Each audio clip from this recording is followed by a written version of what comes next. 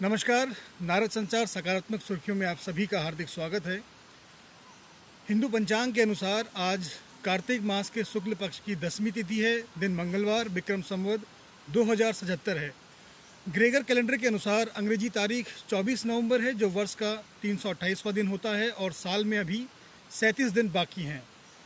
24 नवंबर के इतिहास की अगर हम बात करें तो पृथ्वी पर जीवन कैसे पनपा और इंसान कैसे आए, इसको लेकर आज भी कोई एकमत राय नहीं है। लेकिन हम बचपन से सुनते आ रहे हैं कि हमारे पूर्वज बंदर थे और समय समय पर धीरे धीरे हमने खुद को विकसित किया। लेकिन हम बंदर से इंसान कैसे बने, इस बात का पता लगाया था चार्ल्स डार्विन ने। डार्विन की किताब on the origin of species bye means of natural selection 24 नवंबर 1859 को आज ही के दिन पब्लिश हुई थी। 1926 को प्रख्यात दार्शनिक श्री अरविंदो को पूर्ण सिद्धि की प्राप्ति हुई और 1961 में विश्व खाद्य कार्यक्रम को संयुक्त राष्ट्र के अस्थायी कार्यक्रम में आज ही के दिन शामिल किया गया। 1999 में एथेंस में हुए वर्ल्ड वेट लिफ्टिंग चैंपियनशिप में भारत की कुंजू रानी देवी ने सिल्वर मेडल जीता था।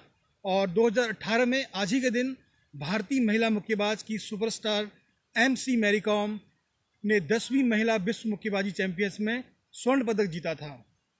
आज सिखों के नवे गुरु तेग बहादुर का शहीदी दिवस है।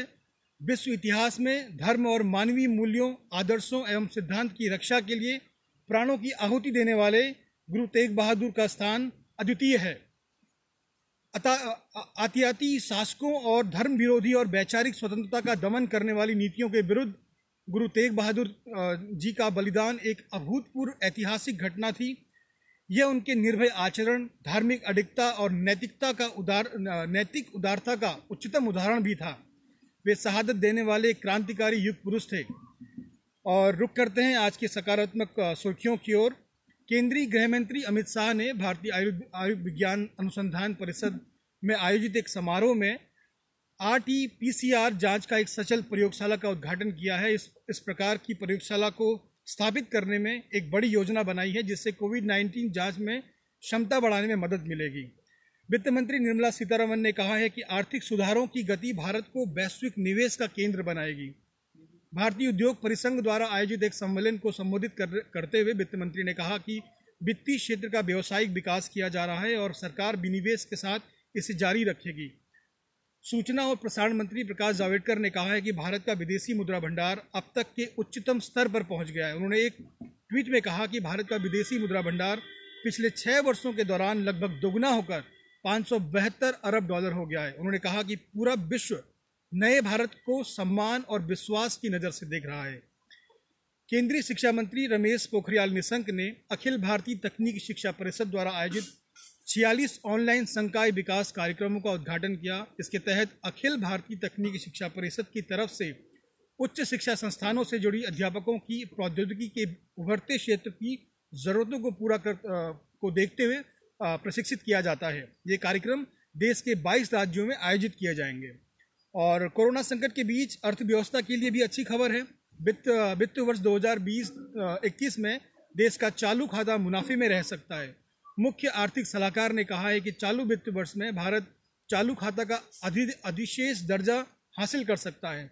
हालांकि उन्होंने कहा कि कोविड-19 महामारी की वजह से अर्थव्यवस्था में उत्पादक अधिक है जबकि मांग कम है, यानी अंडर हीटिंग की स्थिति है। इसके चलते आयात घटेगा, इससे देश चालू खाते का अधिशेष हासिल कर सकता है।